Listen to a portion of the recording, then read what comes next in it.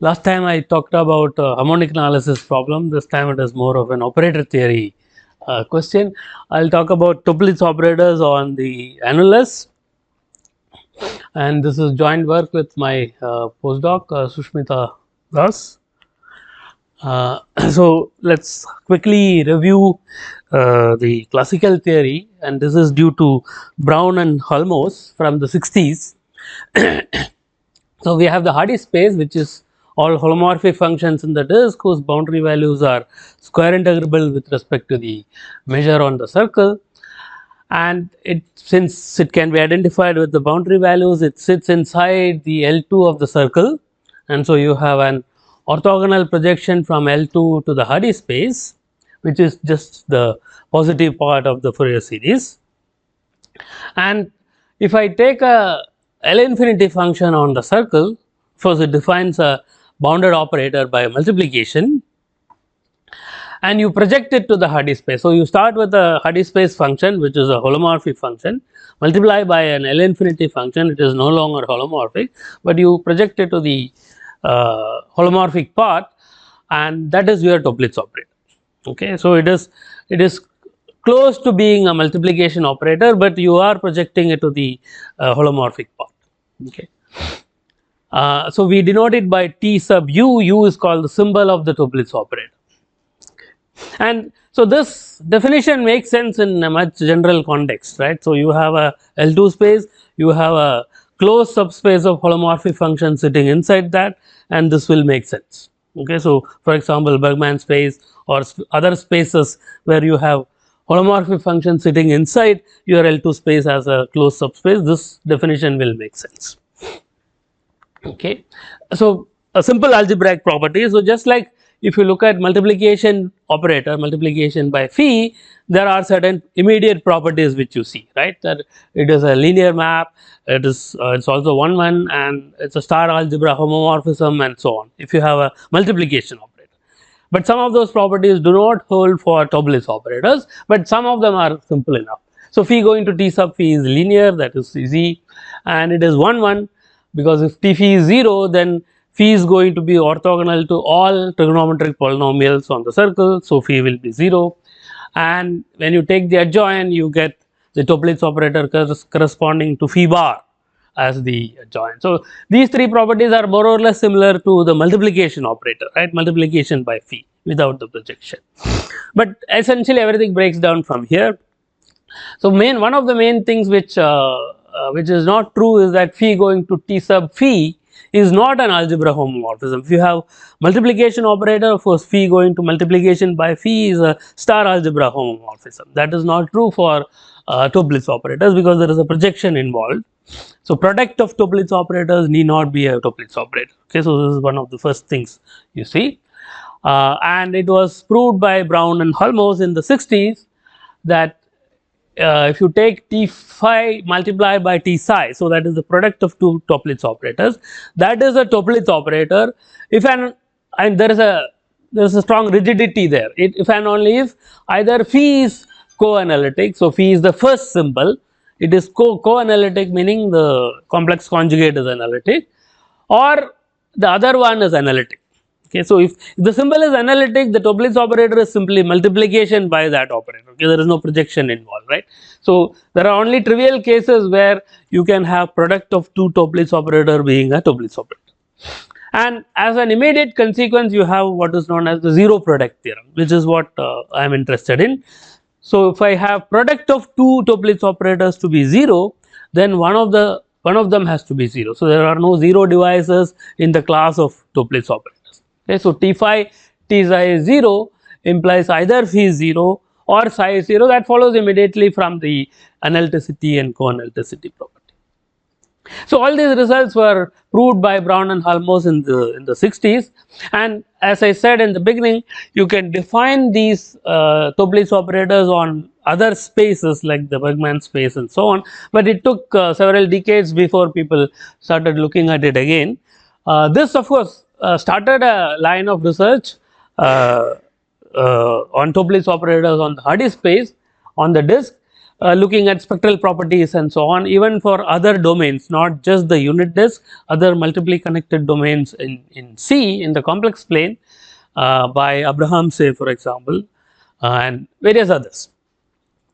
But we will not be getting into those results. We'll stick to the zero product there. So let's look at the Bergman space. So Bergman space is the class of L2 holomorphic functions on the unit disk. It's a closed subspace of the L2 space on the disk. So there the dvz is the two-dimensional Lebesgue measure on the disk, and the holomorphic function sits inside L2 of the disk as a closed subspace, and as I said in the beginning, you can define Toeplitz operators by projecting it to the holomorphic part of your L2 space, right. So you take an L infinity function in the disk now, not on the circle, in the disk, you multiply by phi. Of course, it defines a bounded operator on L2, but it need not preserve the Bergman space. So you project it to the Bergman space, you will get a Toeplitz operator, right. So T sub phi acting on F is the projected part of phi times F. Okay.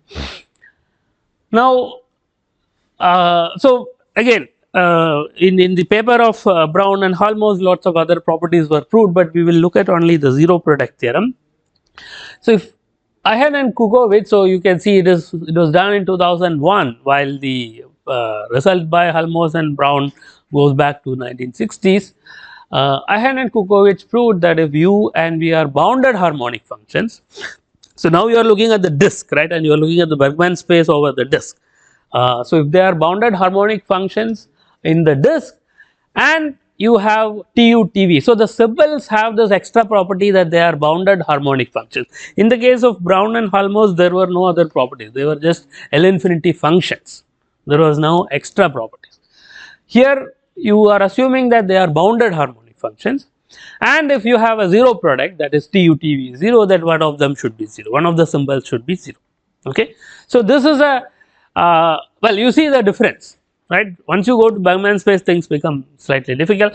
One of the reasons for them to assume that U and V are bounded harmonic functions is that you take any function on the circle by Poisson integral, you can extend it as a harmonic function, right. So this is one of the reasons they assume that it's bounded and harmonic.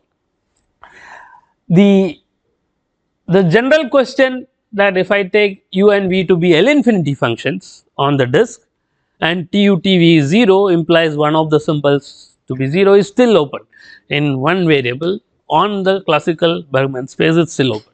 Okay. This is a somewhat recent result by these three people.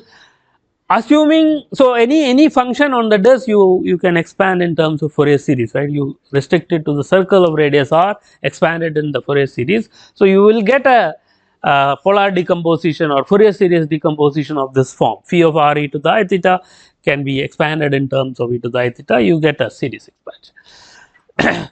So it was proved that, so under, so the aim is to prove a zero product theorem under certain assumptions on the symbol, right. So Ahen and Kukovic assume that they are bounded harmonic functions. So you take out harmonicity and you look at functions of this type, phi of r e to the I theta equal to summation goes from minus infinity to plus infinity, but you truncate it at some point, okay, and psi is an arbitrary L infinity function. Now there is an extra assumption, assume that there exists an n naught such that phi n hat. So the phi sub n is the nth Fourier coefficient of phi r I e to the I theta. So only the top order term, only the condition is only on that. Okay. So phi n hat 2n plus 2 is not equal to 0 for all n greater than or equal to n naught. Okay. So this is a somewhat strong condition, but it comes out naturally when you look at the action of the Toeplitz operator T sub phi on a basis. So this is something I should stress. If you look at the circle or the Bergman space over the disk, there is a nice basis, right. Powers of z, they form a basis, they form an orthogonal basis, and appropriately normalized you get a orthonormal basis.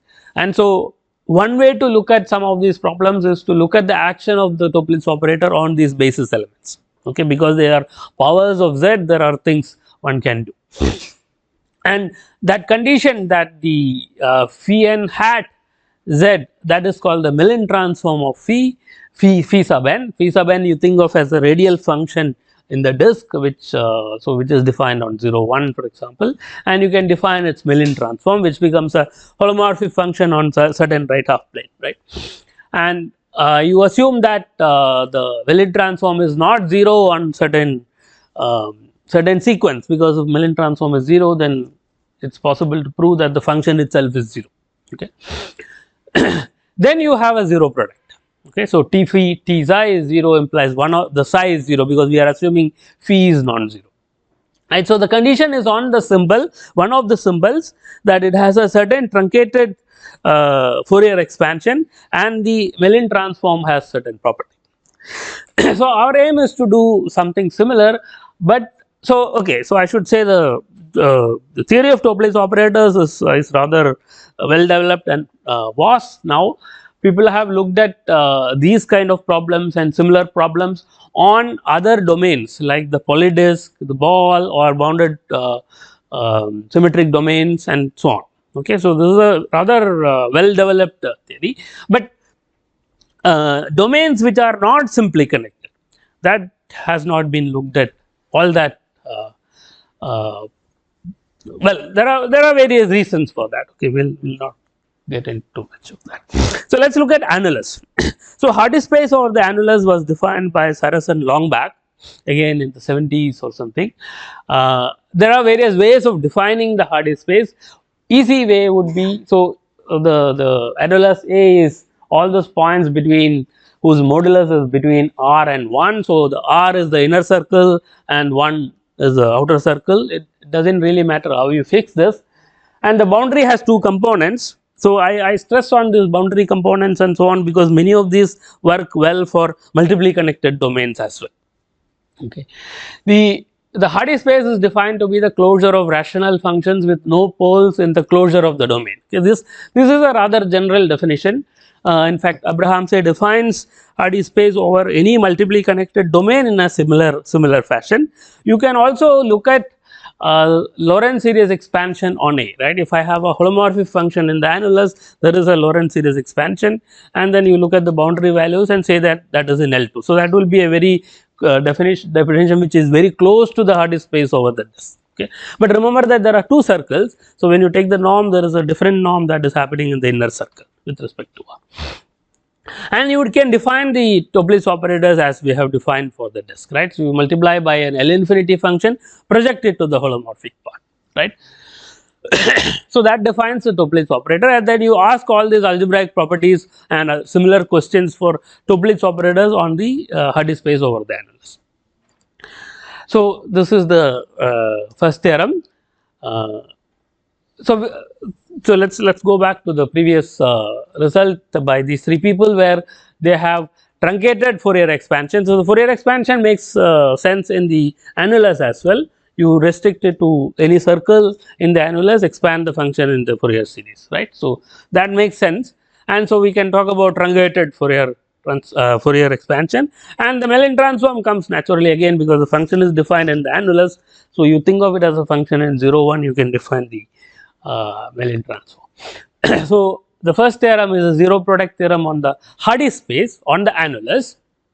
So you look at two functions g and f, so they are the symbols of the Toeplitz operator on the annulus, but we are assuming, so look at the conditions, this is slightly stronger than what is there in the disk case, okay.